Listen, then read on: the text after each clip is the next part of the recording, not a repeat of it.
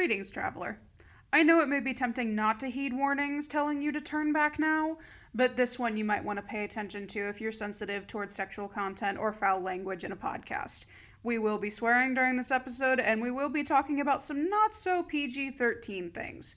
So, this is your one and only chance to turn back now. Please enjoy the show. God. Mandela catalog. Is she an alternate? Nothing is worth the risk. Intruder. Nothing is worth the risk. Nothing is worth the risk. Uh-oh, bad decision, Mark. Oh, bad decision, Jordan. Boom. See, this is why I got an extra lock for my back door. You think I'm kidding. I don't blame you one bit. That video scared me so bad I got a door bar to put under my handle. I have an outside facing door with no security system that's right next to my bedroom, so yeah. Dude, sometimes I wake up in the middle of the night and the first thing I do is check the corner of the room and see if there's a face in there. I mean, I live in a dorm, so I'm like, yeah, if something gets all the way up here into my room, I'm gonna die anyways. So see, that used to be what I did to reassure myself when I'm in a dorm, but I'm like, no, there's nothing between that back door and my bedroom. Yeah. That's how I am when I'm at home. When I'm at the dorm, I'm like, nothing's gonna kill me. What they gonna do? Climb up 2 stories? I bet not. But now I'm at home and I'm like, I could just be the victim of a random crime in the middle of the woods by a drunk hillbilly. Probably somehow my cousin or uncle. But anyway. Have eyes. Both is all good. Girls? All girls?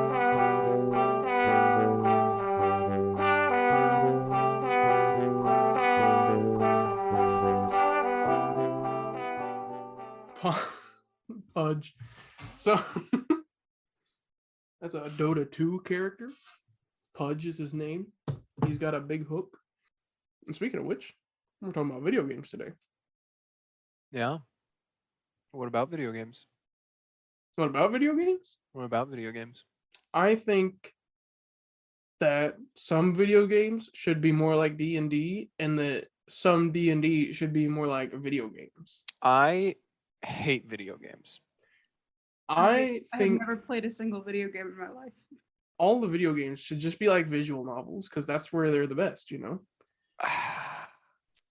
I've only played. Wait, let me go back. Let me think. Have I? Is that true? I've only played one visual novel to completion, and it's the only one worth playing.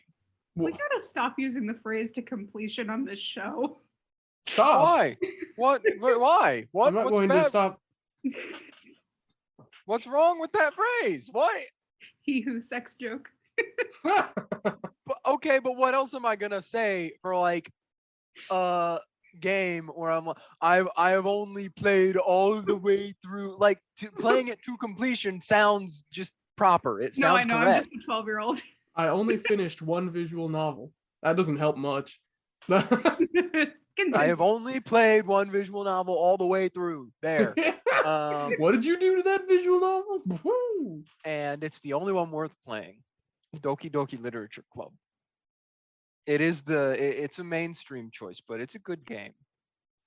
Yeah, but it was also in rise to other visual novels. I'm talking about the OGs that weren't subvert entropy. I'm talking If My Heart Had Wings, Katawa Shoujo. I do know about that one.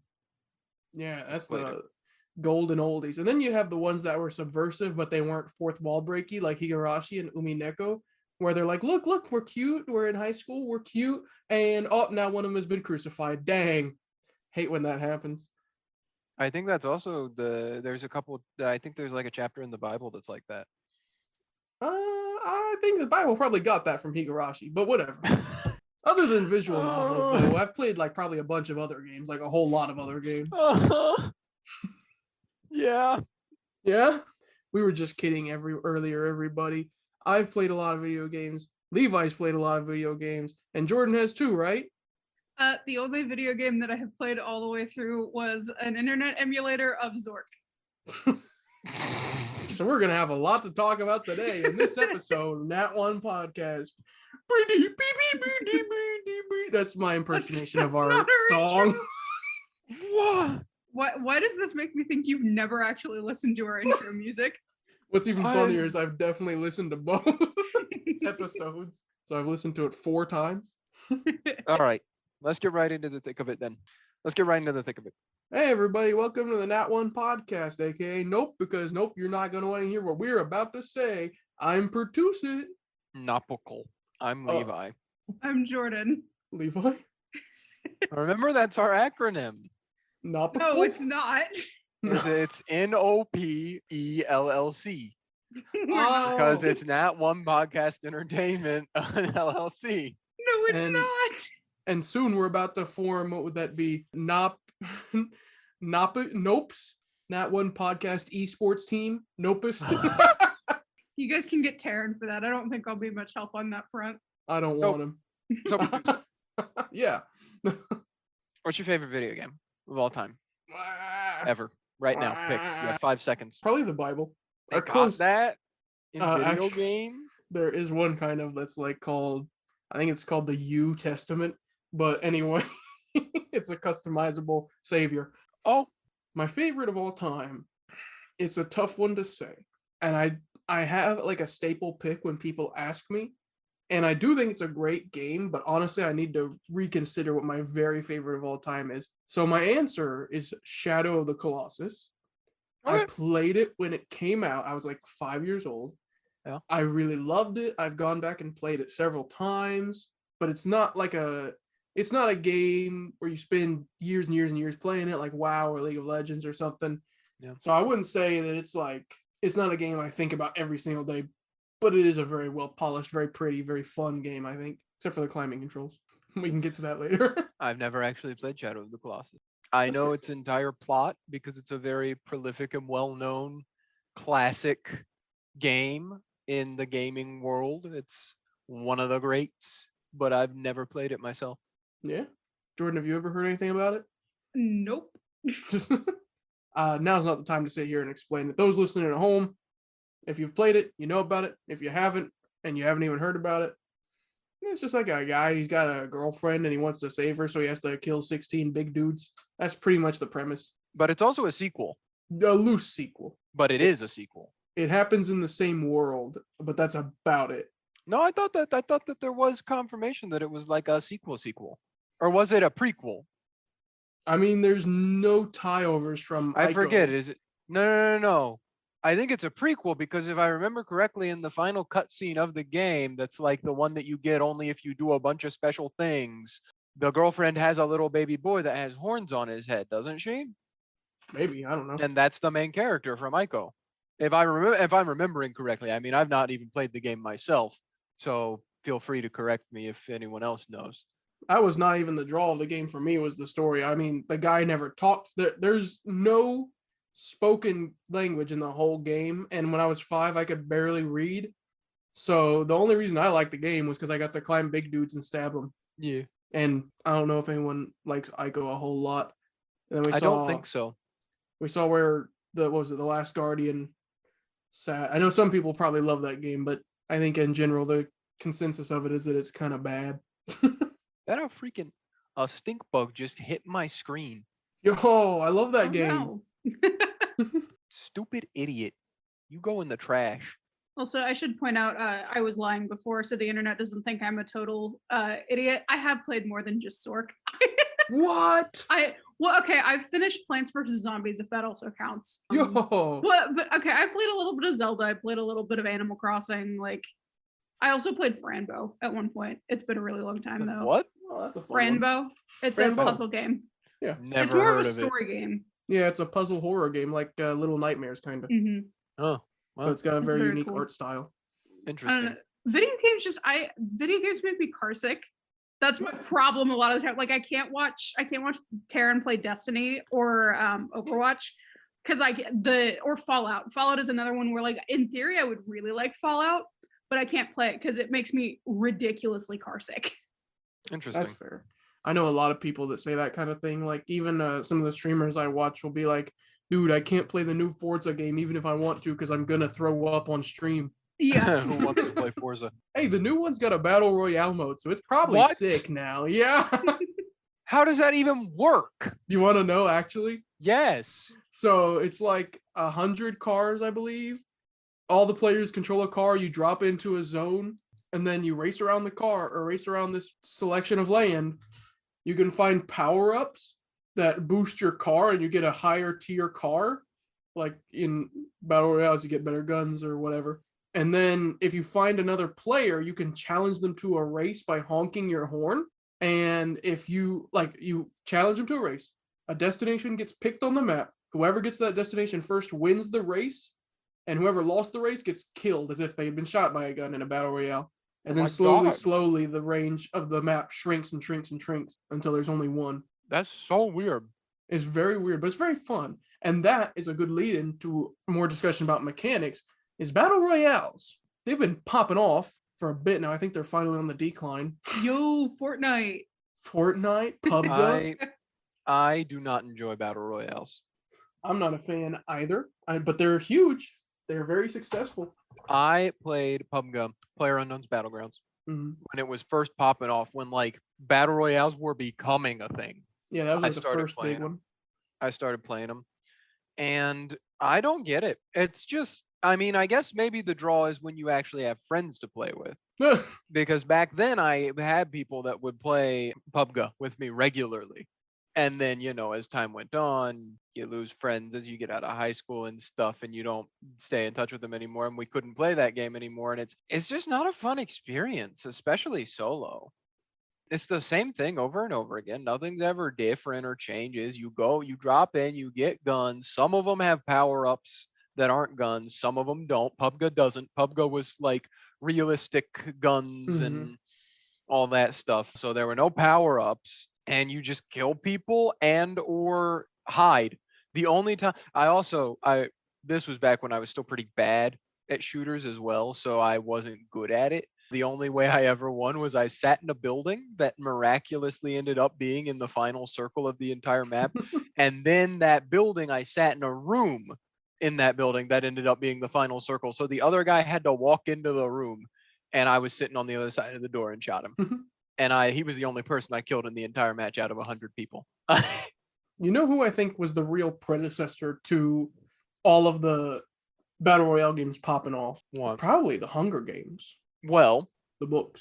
If you want to go back to the basics, everyone on the internet, I think, collectively agrees that the original battle royale is Minecraft Hunger Games. I know that's the meme. I know that's the meme and the joke, but it is also true. It is true. If we want to be even more precise, we all know that idea only came from the Japanese horror movie Battle Royale. Yes, actually. Which is one of Terrence's favorite movies, actually. But if we're going further back, we all know that was only stolen from Roman gladiatorial combats. The real Battle Royale. But if we want to go further back, we all know that was really just cavemen being mad at each other and punching each other to death. I was going to say that somebody saw two toddlers fighting in a sandbox and thought, hey, that looks fun. All I know is Unga Bunga got a winner chicken dinner at Tilted Towers. That was so you haven't seen my Bone Club Gold skin yet. Yeah, dude. I've never been a fan of them, but it is crazy they've been so popular because, I mean, there was, of course, PUBG, and then there was Fortnite. Those were the big two for a while, and everyone was like, whoa, are they going to sue each other? Remember that? That was funny. Yes, that was funny. Was TF2 technically a battle royale? No. Then what?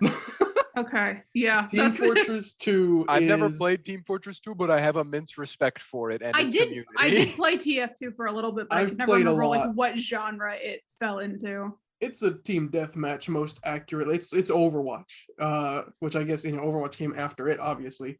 Yeah. But the two styles of play in Team Fortress 2 is just team deathmatch. Whoever gets most kills wins, or push the payload, where there's an objective that you have to be around to make it move through the map.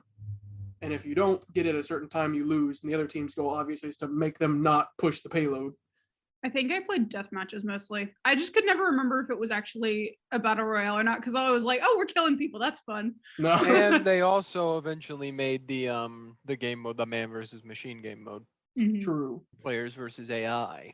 Yeah, and then, but back to battle royales. It's really expanded because, like I said, there's the car battle royale now. Yeah. I know not too long ago there was a battle royale with the whole premise of magic using instead of guns. Yeah, because that I saw a lot of people that were sponsored by them on YouTube. Yeah, Yeah, I forget what it's called.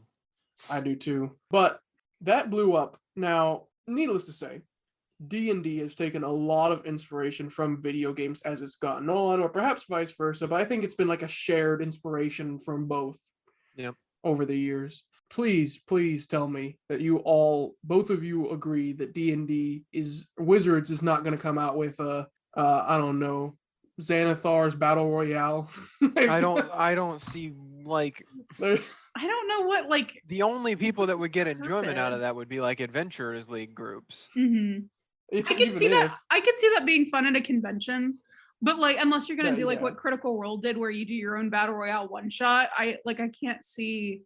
But then again, you just use like combat rules for that. I don't think that there needs to be like a module for it. Because the whole premise of battle royales is there's a massive number of people and you want to be the last man standing. That seems almost impossible in a D&D setting to have such huge amounts of people. Or if you did, it would be solely for that purpose of like, we're doing a battle royale one shot, probably going to take 8 sessions to finish. All right. We got 100 players here on this massive 40 foot by 40 foot map. Real world 40 foot by 40 foot. All right. Everyone roll initiative.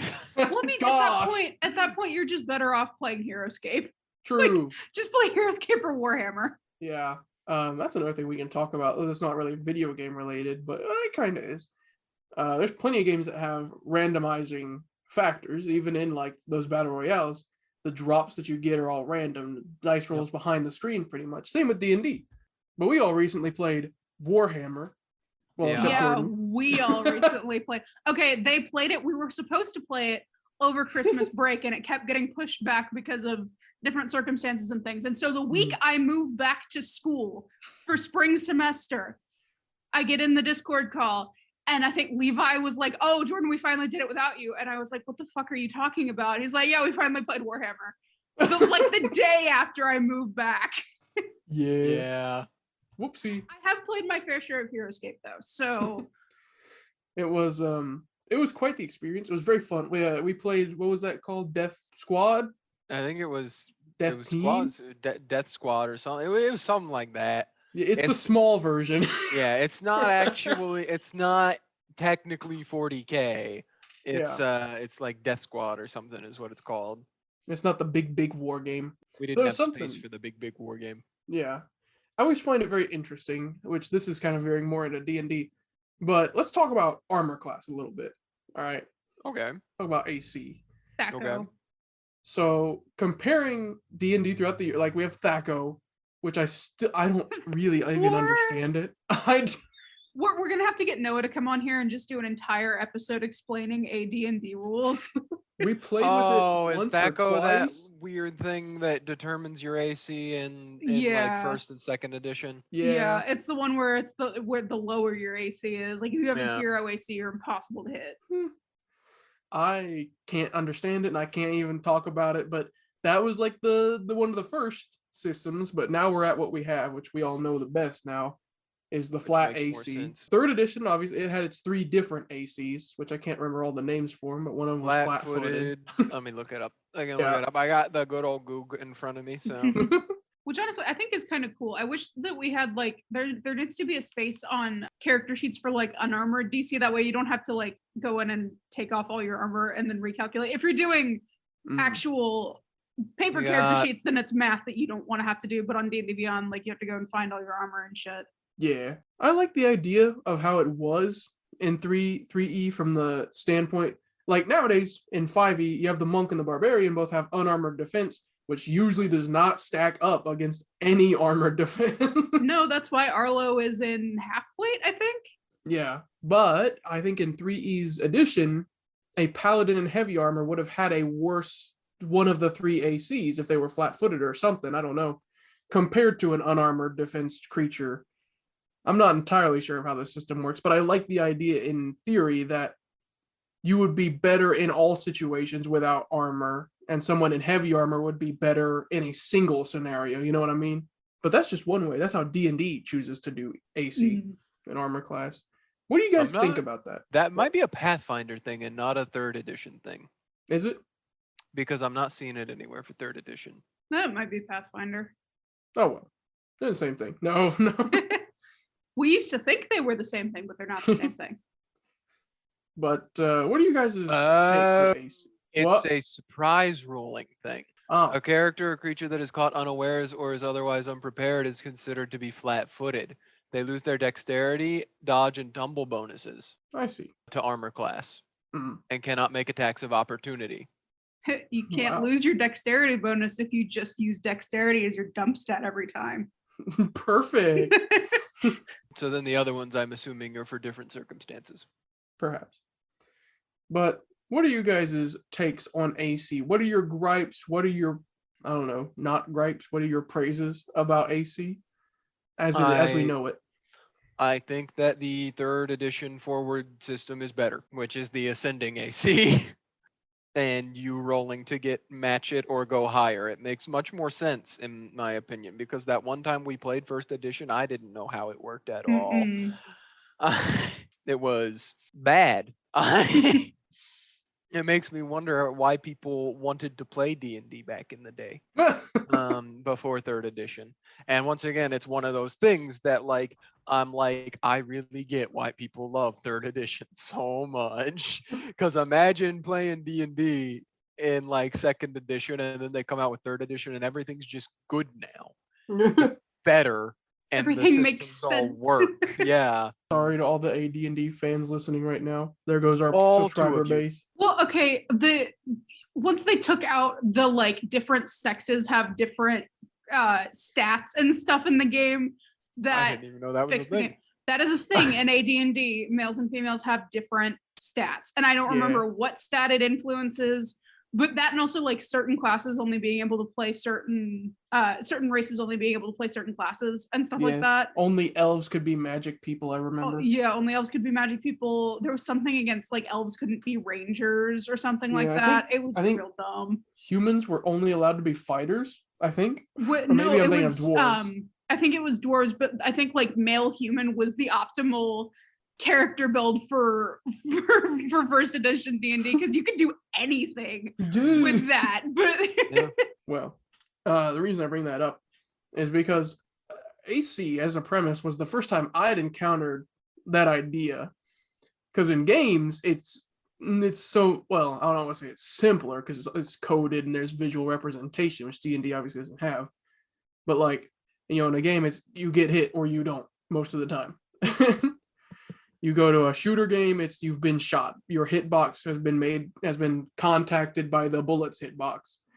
Or in any of the FromSoft games, it's your sword hit the guy. What, dude? I was rolling, I swear.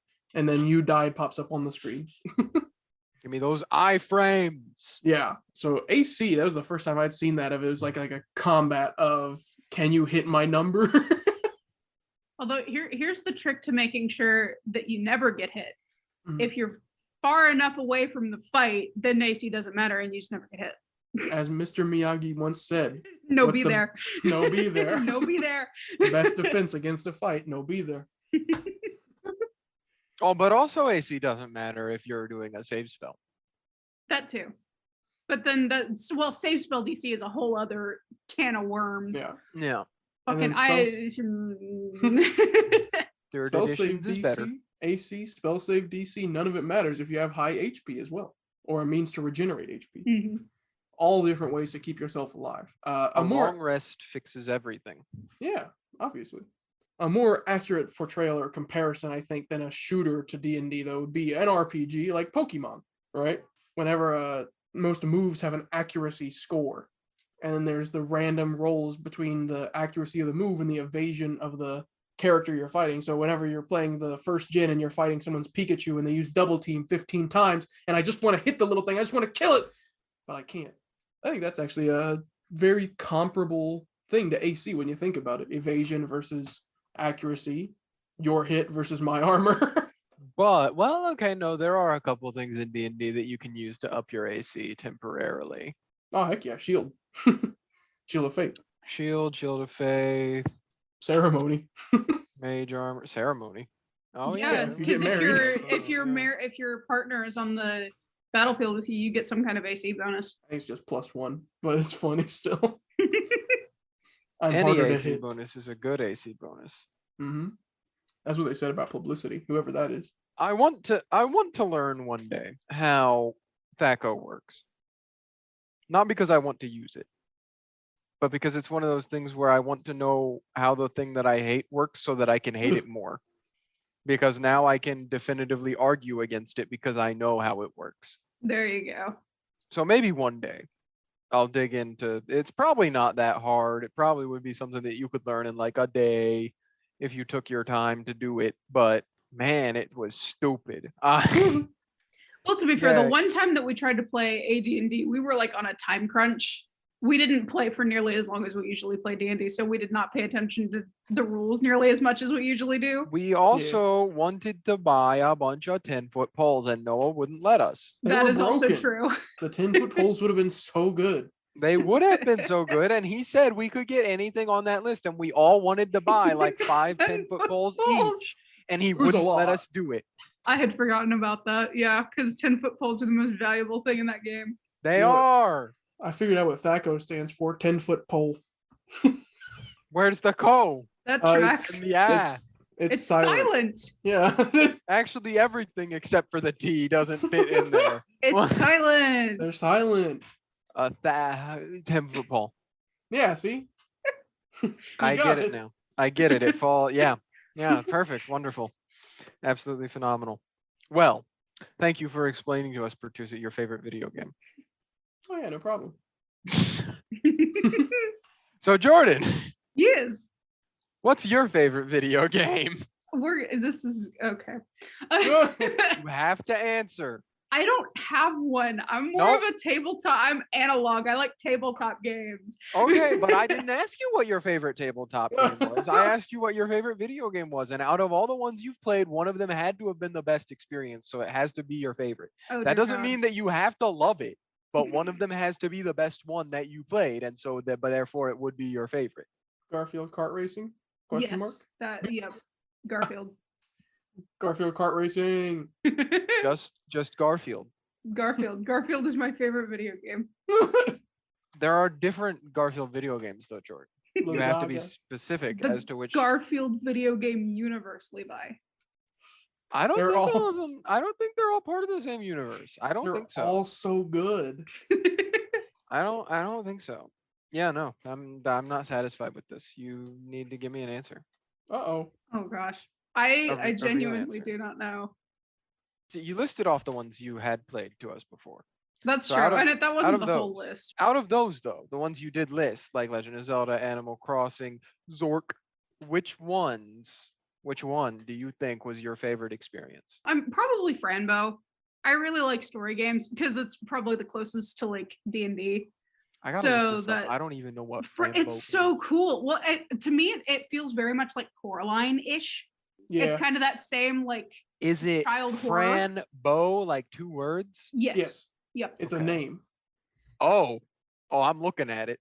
Yeah, it's got a very unique art style. The gameplay elements are simple puzzle elements of go here, do this, or find these, and you have to click and find them. Yeah. But the visuals are stunning. Like Coraline, very much like Coraline, actually. It's very Coraline, and I like the pill mechanic, where it gets more warped over time, and you kind of can't tell what's real and what's not. Because at the beginning, it's very kind of clear, like what part of the universe she's occupying. But as it goes further, it's a really interesting development. There's another game that does something like that. I believe it's called Braid, where over time the whole game gets real messy. It's a platformer. There's another game I know that does that called Bloodborne. I gotta find it. There's also another game that I really like that was like Franbo that I played before Franbo. It was a Flash game, and I cannot for the life of me remember the name of it. It was something to do with Alice in Wonderland. I'm gonna try to figure that out. All right. But yeah, I remember playing that, and I played it several times, and the puzzles were like really, really fun. And it was super creepy because, as we've discussed before, I don't like true horror. I like Neil Gaiman, Coraline, Graveyard Books, that kind of stuff where it's just kind of like aesthetically creepy. So that's kind of the genre that I like to play it. Yeah, I definitely think that as far as puzzles go, now I haven't done everything, but I think D&D has its own puzzles in its adventures, and I don't know if there's any necessarily in any of the source books, but I know that any adventure has some puzzle elements. But I think that's another part of the beauty of D&D is that you can have whole puzzle segments of stuff, things that need to be solved, and then boom, you're in a combat or something. There are some games like Frambo which look really pretty and are very cool, and I'm glad they exist. But when you're trying to like play the game in one sitting, which I'm very bad about doing, I do that all the time. I'll be like, oh boy, I can't find it. Looks like I'm sitting here for another hour waiting to find the answer because I can't do anything else. I found it. Okay, It's Alice is Dead, but it's not there's another game called Alice is Dead that is it's not a platformer, that's not the right word, but it's more of like an adventure game where it's more like Legend of Zelda formulaically. But this one was a puzzle game. It's on Newgrounds, and I used to play it in elementary school, and it's supremely creepy. And the first shot in the game is skeleton Alice laying at the bottom of the rabbit hole. Oh yeah, I've heard about that game. Man, that is an old one. Mm-hmm. I remember that now. I think there's two or three of them because it's Alice is Dead episode 1, and then I think I played through volume 2. That's on Newgrounds. That's kind of one of the goats. That's one of the OGs. Mm-hmm. Yeah. Put that out with Super Meat Boy. Puzzle games. Yeah. Man, remember the old days of armor games and Oh yeah. Newgrounds and what were some other ones? What was Mini it? Oh, Clip. yeah, Mini Clip. What was the one that it was started with like an F?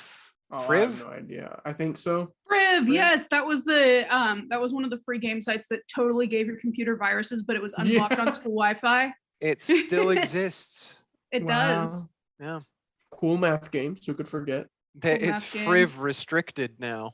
They've got the little R in the circle. There was a game on Friv that I used to play all the time. It was like the star game. Did you guys play that one where it had like all the star puzzles that you had to do? I have no idea. They were fun. I know when I was in school, everyone competed. What was it? It was some kind of ninja game. It's like it was branded. It was like the One Finger Ninja or something like that. And it was like WarioWare, where there were these little puzzles that you had 3 seconds to do. And the further you got, like I think you had to get 25 puzzles to win. Yeah, there were a couple of games that were like that emulated WarioWare with the like quick puzzle that you have to do in like 5 seconds. Yeah, I love that because it was always like, oh guys, it's break time. Everyone, you can play on the computers now. And it was like whoever could beat the other person in that game immediately got the class's respect for the day. But that was when I was like 10. I was so popular.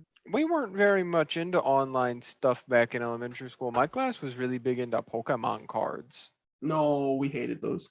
We were big into Pokemon cards, although we were also big into Roblox. We did do a lot. My class is the one that got Roblox banned at our school. Same. At my elementary school, our class was the one that got us in trouble for being on Roblox because we would go on the like where you could go and meet other people online. And so we would be 5th and 6th graders chatting with other people online that were probably not 5th and 6th graders. Yeah.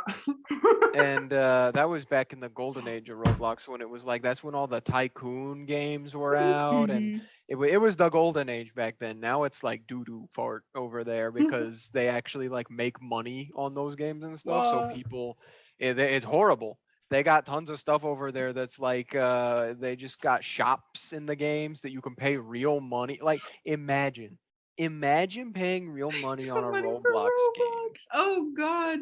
I know people that did. I know people that did pay actual money on Roblox. Oh man, that's just crazy. Like, now what about Pop Tropica? Talk about that game. Oh Pop yeah. Tropica was big. Ain't never done me wrong. The Diary of a Wimpy Kid Land. Oh, on Pop Tropica. That was where it was at. Hell yeah. I made like probably 5 or 6 different Pop Tropica characters because I never could figure out how to progress on islands. So my experience was just remaking new characters. For the sake of TJ, I feel like we have to mention it because I have some experience with it as well, but he's definitely the one that had the most. Some people might remember this will be a blast of the past for them. AQ Worlds or Adventure Quest or Adventure Quest Worlds. Oh yeah, I played I some didn't play Adventure Quest. Oh my gosh, TJ loved those games. I played them a lot. I had a friend in elementary school back when we played it, and we made this plan, which was so dumb and didn't make sense, but we thought we were geniuses. wait till you hear this. So we thought to ourselves, we said, okay, dude, I'm gonna level up your character, and you're gonna level up my character, and that way we'll be making 2 times the amount of XP. What? You tried to XP farm by swapping usernames. We thought that if I was the one playing on his account, he was pretty much playing 2 times, and I would be playing 2 times through him. We were stupid and in 3rd grade. Oh my goodness. So you tried to gold farm but failed Yes. miserably. We did end up playing on each other's accounts, but we didn't get anything more successful than normal. Oh my god. Okay. Oh, that was a fun game. It had some drip to it, that's for sure. Yeah, I remember I played a little bit of it back in the day. But It I did never make me knew laugh. what was going on because it was one of those things where like I joined halfway through and so there was always some strange event going on Yeah. and like the game you never knew where you were in the game's story because there were all these other things going on that the game was constantly like the event's happening, go participate in the event story and forget Yep. about the main story. And the event story also has to do with the main story, but it's Yep. just like once you've completed the main story. So all these things happen in the event that are like, you remember when you did this and saved this city, and you're like, no, no, What? I don't remember Haven't that. gotten there yet. I killed a pack of wolves last week. What? Yeah. That I think happens in a lot of MMOs. Like Yeah. most MMOs that True. Although I do want to say, I need your guys' okay, Levi. Yeah. Did you play through Oblivion? No, I've never beaten Oblivion. Have you played it? Yes, I've played it. Okay. I've never played it. I bought it recently. I have it on Steam, but I haven't played it because life is busy. But from what I understand, it was either that or Morrowind had a very different social encounter or mechanic than Skyrim. Both, I think, have very different social encounter mechanics Okay. than Skyrim. All 3 of the Bethesda Elder Scrolls games are very different mechanically. Okay. Oblivion and Skyrim are more similar to each other. I wanted to ask you, because Jordan, how familiar are you with the social thing in Skyrim? Vaguely. It's very simplistic, and I think it works for Skyrim, but it is kind of boring, where it's like, dude, your persuasion's 25? Yeah, he'll let you right through the gates.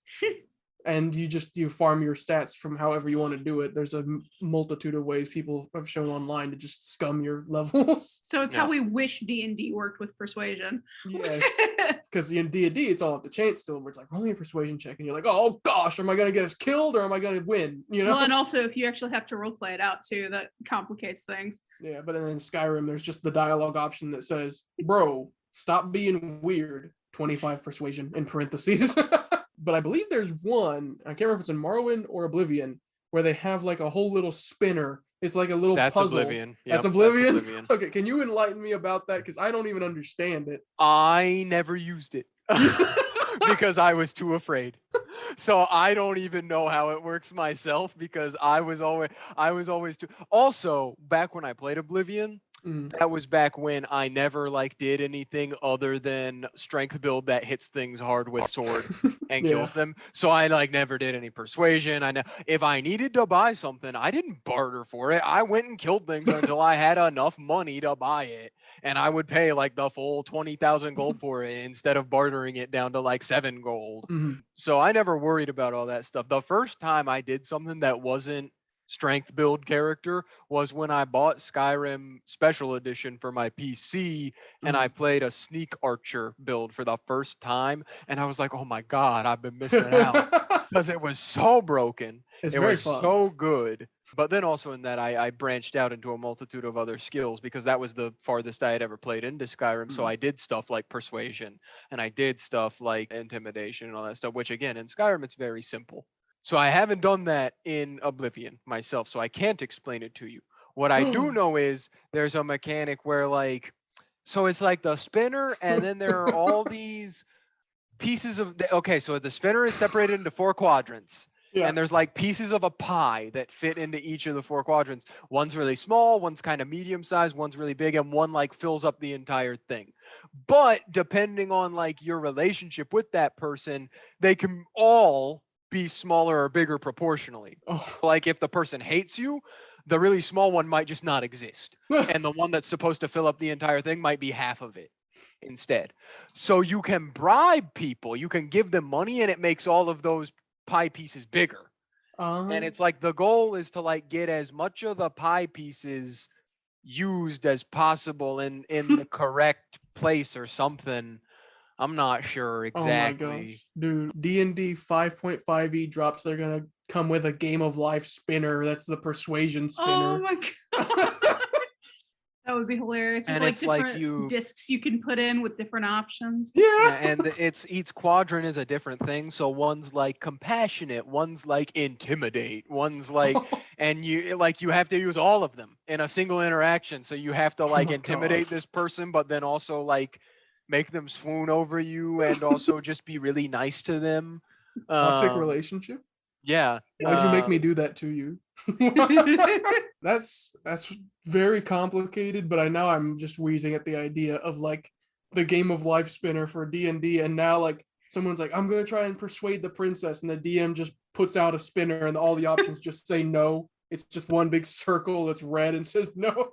Okay, next time we play in person, I'm bringing the game of life spinner, and we're gonna make graphics for it to put around the ring thing. But speaking on that, Jordan, what kind of, you got your board game experience? Yes. Is there a board game or tabletop game that you've been like, wow, this is a very fleshed out social interaction system? Because a lot of games take the cheap route and do your score is 25, you win the encounter. Fallout 4 did that hard. It depends on the game. Mhm. Because it depends on what kind of game, because there are like RPG games, like, okay, Gloom, I would say kind of, because you can turn Gloom into a role-playing game if you really, really try. Please elaborate. We should actually play it sometime, because Gloom is a storytelling game. And the goal is to kill off the members of your family first and have them be, I told you, creepy, spooky aesthetic. The goal is to kill off the members of your family first and have them die the least happy. And so the purpose of the game is you have these really cool cards. I have a version of it. I might grab it and read you a couple of cards. It's a wonderful game, but you have all of these unique and interesting characters. And so you have to tell the story of how it's a lot like Yes and. So like if you've ever played the improv game in theater where it's like, but then, and so the entire group goes around the circle telling a story. Yeah. It's a lot like that, but with cards. And so if you're playing Gloom right, then it will turn into a full-fledged role-play game. I do have a question. Mm-hmm. Do you think you could combine that with the game, what is it, Mousetrap? I would like to try, now we're going to. Now we have to. Like if it's about killing your family members and making them the least happy, I totally want to kill someone with a Rube Goldberg mousetrap machine. There's probably a card for that. I will have to show you guys the cards later. I have 2 different versions. We have back at home, we have the original Gloom. I think we have like one expansion family for that, and I personally have Cthulhu Gloom, so it's all like eldritch horror and stuff themed, and it's very fun. I've never actually played like a real game of Mousetrap before. Were you also one of the kids that just took all the pieces out and built the mousetrap and then you did the... That's me. Yes. That's me. I'm in this picture and I like it. Isn't the goal of Mousetrap to like literally set the mousetrap off and try to like get through so many turns before the thing actually closes? Maybe. Or something? Like it's literally like a race. I feel like you're supposed to like make sure that everybody, there's also some cheese component. You have to have so many cheese tiles. I think it was like a score game where like some pieces were harder to use, so you got more cheese for using a piece, or just more pieces that you used was more cheese. I can't remember. People in the comments will tell us. That's, you know all the rules to all these other games, but you don't know how to play Mousetrap. Oh my god, big fan. We're sitting here spouting nonsense. Like, I imagine not a single thing we've said today has been correct completely, and everyone at home is just tearing their hair out. Like, oh, you don't even know what the cheese is for? Definitely not me with the Oblivion thing. Mine was wrong. Most of it was probably incorrect. Now what about combat? Here, okay. I'm the one I think that's got the most experience with this one. But Levi, you may have heard about it adjacently, or maybe even played some yourself. There's a new rise of like roguelike card building games. Yeah. Like Slay the Spire, Yeah. Monster Train. Yeah. And then there's also like the online ones like Hearthstone, but we'll get to that in a bit. Yeah. They do they do kind of share a similarity in how they do combat. Mm-hmm. And I find it very interesting. I kind of like it almost. I don't think it's transmissible to D&D. We're not going to talk about a comparison for that, but I still think it's very interesting. In Slay the Spire, you have so much mana, as they call it, or energy, I believe. Yeah. And a card will cost so much energy, and then the card will have the effect listed on it. It can get super duper complicated where it's like you enter the anger state, and in the anger state, you then perform an action which allows you to draw 2 cards and set one aside. You draw next turn. And then there's one that's like, I think it's called bludgeoning, that does, it says deal 32 damage. And then you get, like I said, the ones like Hearthstone where it's very reminiscent of Yu-Gi-Oh! Or it's just my monster's in front of your monster, so it's gonna hit you. See, everything you're just describing is just Magic the Gathering. True. But it is wild that card games are still popping off. They've morphed, but not really. They've gone virtual, but they're still card games that use cards. It's not even like a thinly veiled card game. They're card games. It's You can also play Magic the Gathering online. That's also a thing. You can just play it online. Ironically, I think Magic the Gathering Online is one of the like least popular online card playing games. Well, that's because people sink so much money into the hobby of actually buying Magic cards that if you can't play that shit for free, you've got to put in the time and the money investment. Magic the Gathering NFTs, Black Lotus, 1 of 1. That's what I mean. There are some Magic the Gathering cards that you could potentially consider NFTs. See? I think that's that really, really expensive one is the Black Lotus, isn't it? I don't remember. That would be a father question. Non-fungible token. I saw the word fungible used without the context of non and token in the real world a couple days ago. It was in one of my textbooks for college. You just made me think of that. I just had to throw it in there. I do think that there's the nice similarity there in those games with the resources. In Hearthstone, you got that energy that builds over turn and turn. And I guess the closest thing it could be in an RPG like D&D is like a spell slot, right? Mm-hmm. You can only use this if you have it. The difference in the card games is usually it refreshes right after a turn, and then in D&D, as players know all too well, that ain't always the case. The round doesn't end. But that is a good transition point as well, is Magic in different games and stuff. Magic. No. Thank you. Have you not seen that? No! That's like a really old meme. I don't even know what it's originally from, but it's just a really old meme of like an audio clip of someone going, magic. Oh, same little dude. What is a game where you've seen the Magic and you've been like, this is incredibly impressive or very fun take on Magic? Morrowind. Morrowind? Please elaborate. You can make your own spells in Morrowind. To what extent? Any of the effects that are available to you in the game can be combined together into unique spells that can do whatever you want them to do if you have the sufficient mana to cast them. Can you give me a really funny or like impressive example? Okay, well, since fast traveling doesn't really exist in Morrowind, a spell that makes you jump across the entire map without dying in a single leap so that you can just jump across the map. And that's how you fast travel. That's stuff like cool. that.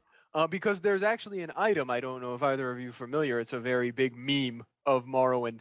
In the very beginning of the game, of the Morrowind game, there's an item you get, which is you walk off the boat, because it's the standard Elder Scrolls stereotypical, you're a prisoner. So you're a prisoner on this boat, and you get off the boat because they're like, yep, you're not a prisoner anymore, get off, leave. And you're walking, and right on the very first road that you're on, this guy just falls out of the sky and dies in front of you. And so you walk up to him, and you look at his corpse, and on him he has these boots that are called the Boots of Leaping. And if you put them on and jump with them, they send you into the stratosphere, and you come back down, and you don't live. And that's the basis of the big jump spell. So then you combine that with other effects that like just make it so that you don't die. And then you're fine. And you can do that kind of thing where you jump across the entire map in a single bound and survive. I am the hole in the ozone layer. let me like see if I can look up like examples. Of While you're doing that, I'm gonna transition back to Jordan. Jordan, what's a really cool magic system you've heard in a game other than D&D? Okay, are we doing video games or board games? Both are fine. All right, so for board games, I would say the Big Book of Madness is really cool because the entire thing takes place in a spell book. The like actual game setup is a spell book. And so the entire thing is like it takes place in a magic school library, and you have to cast spells to return monsters to this ancient tome that you've opened and released all of these monsters from. Woohoo! And so it's a deck builder. Well, kind of it's like a resource deck builder. You get elemental magic together from different people. It's cooperative. And so the entire thing is learning new spells and casting spells to put the monsters back in the book and improving your spell casting abilities and stuff like that. Wow, you got that? You got that at your place? Yes, I do. Dude, we gotta play that sometime. That Absolutely. What was that one that you and Taryn and I played where you built your own spells? Oh, Card Wizards. Yeah, that's not the official name. It's we always call it Card Wizards because the actual name is something long and ridiculous. But it's yes, that is very fun. That one's real goofy, and I love it. I remember playing that one, and I was like, that one was funny. That one's very funny. Oh, I definitely think that we need to play that as a group at large at some point. Group. That would be fun. Yeah. Did you have a video game example in mind as well, or were you just asking for clarity? I was asking for clarity because I don't have a video game. Okay. Does Call of Duty count? No. I know vaguely how the magic system works in WoW, but that's throughout osmosis watching my dad play it as a kid, so I don't know that much. We'll need TJ to get in on that one. Yeah, so we got stuff like Far Jump, which is the one I just told you about. Thought you were gonna say Fart Jump, not gonna lie. Anyway. Far Jump, and then we got Mini Jumps, which are a smaller version of Far Jump for shorter distance travel. Mm-hmm. We got Frenzy Humanoid, which it can provoke an NPC into attacking you first so you don't get a bounty for killing them. That's funny. Hostile Levitate, where you just levitate things and you can throw them off of cliffs and stuff. Or you can use it to get like followers unstuck. Because you know they're dumb and stupid and bad and they get stuck on stuff. You got Open, which just lets you not have to worry about lock picking. Golden Saint Farm, which lets you summon a Golden Saint, and you can summon them in the floor, and Golden Saints are like the strongest enemies in the game. So you summon them in the floor, then they can't attack you, and you cast Soul Trap on them and just get free soul gems forever. So you really can do just about anything with the spells in Morrowind. Yeah, you can just do a Resist Magicka spell, which makes you immune to magic. Wow. Which not like immune to like attack magic, like immune to magic. So if you're using a magic item, but only bad magic. So if you're using a magic item, like say the Boots of Blinding Speed, it gets rid of the blinding part. Oh, okay. Because those Boots of Blinding Speed also blind you. All right. So it makes you really fast without being blind. I did want to include, I have an example. This isn't really magic, but this is something that I was thinking of the other day because I was watching someone play it. It's very interesting. There's a roguelite, an action roguelite called Dead Cells. You may have heard of it. Yep. It's kind of big. And there's not, you know how in most games, in most RPGs, there's like melee, range, and then magic is usually the builds, the 3 staple builds. Yep. In Dead Cells, you have 4 item slots, and you can put anything in them. You can have a sword in your hand, and then you can have a frost bolt that you summon, and it has a cooldown. You can have a trap that sends out saws. You can have an extra heal in your back pocket. And I always thought that was very fun, that you can do whatever you want at any time. And it's all about picking up and dropping weapons too. So you're like, the whole game you've been running giant axe build, but now all of a sudden you think you'd be better with the electric whip. I think that'd be very fun. I don't know. That's one of the things I don't think is very replaceable, like be able to put in D&D. But that just feels like an Eldritch Knight to me. Like it's just watching an Eldritch Knight where they just go around with spells and weapons and they're just doing whatever. Yes. But I feel like we've talked long enough about different video games and mechanics and different games and board games and D&D. I found the actual name of Card Wizards, and this is why we call it Card Wizards, because there are 2 of these games, and this is the name of the one that we have. Epic Spell Wars of the Battle Wizards Duel at Mount Skull's Fire. It's a mouthful. It sure is. I can never remember the actual name, so we call it Card Wizards. Card Wizards. There's a lot of fun. That's one of those things. The Kizzards, if you will. Blaric. Kizzards. Card Wizards. Wards. There's a lot of similarities between the two, D&D and the games, and somewhere there were inspiration on their sleeves, even in anime, like with Overlord. Yeah, there are a lot of anime that have that aesthetic branded onto them. Yeah, you can definitely tell when something is D&D, especially inspired when it says blank level spells instead of just magic. Yeah. Konosuba. Yeah, exactly. Konosuba and Overlord both. And Goblin Slayer. Yeah, which I believe all 3 of those are based off of D&D campaigns. Yes. And characters. Their source I would material hope so, because there are spell names in Konosuba that are just yanked straight from the PHP. Yeah. That's just the power. That's the reach and the interest in the game. And yet still people find a way to complain about the magic of D&D. Yeah, it's not perfect. It's not perfect. I will not say that it is. Well, and I mean, if you don't like D&D, there are 14,000 other tabletop gaming systems. Go play Pathfinder. There you go. Go play Blaric or whatever the one Jordan was that she found. What? Gizzards. Gizzards. Oh, that's about good. You guys play any other video games? Map games. Oh yeah, we should talk about map games. We should, because that's Levi's thing. My is map games. Is map games. There's a company that has a monopoly on the genre right now. They are called Paradox Interactive, and they make all the map games. I was gonna say, if we ever got to it, probably my favorite game of all time is Crusader Kings 2. Which is a map game. It's also my most played game ever. I have like 800 hours in that game, which, is surprising because there are some people that their most played game, they have like 5,000 hours in it. But CK2 is mine. But yeah, Crusader Kings 2, which is better than 3 still. Europa Universalis 4, which I was playing today. Hearts of Iron 4. Stellaris I think Stellaris is probably the most popular one that most people know about, because that's the one that it's not like, it's a history game. Stellaris is like, whoa, sci-fi, civilizations duking it out, having big wars in space. Mushroom people. Yeah, that goes hand in hand with me, though. I mean, if people watch the last episode, they will probably understand after my explanation of why I got into fantasy stuff, why I like map games so much.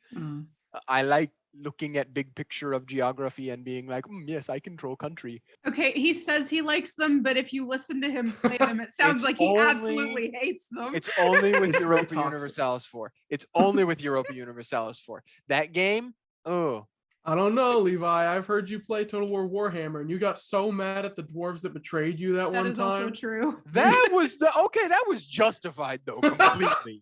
That was completely justified. You got him going. They literally betrayed me for no reason. I had never done anything to them, and they just attacked me one day. I had helped them defend themselves from enemies. Okay, okay.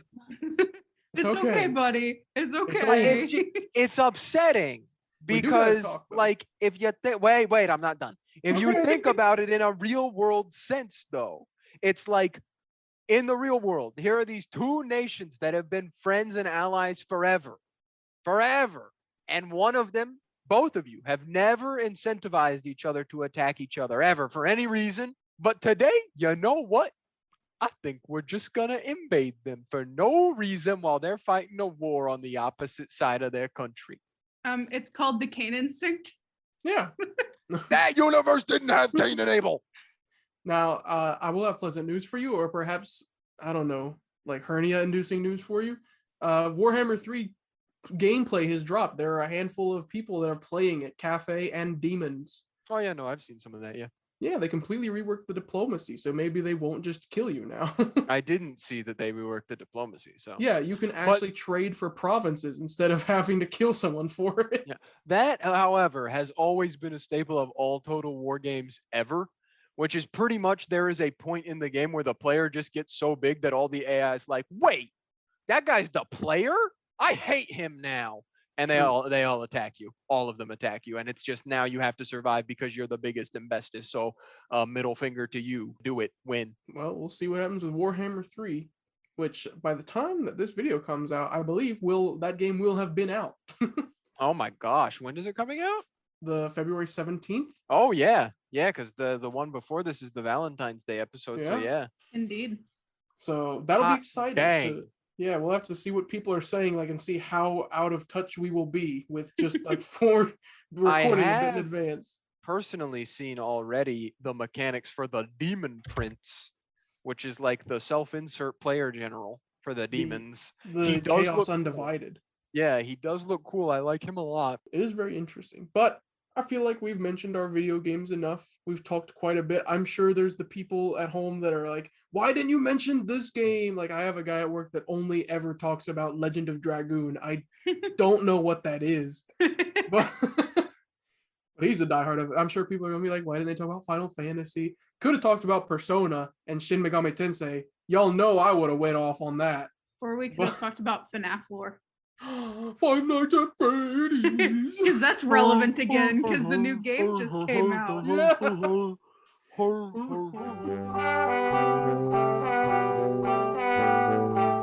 Hi, this is Jordan from Nat One Podcast. We hope you enjoyed the episode you just listened to, and we hope that you come back for more soon.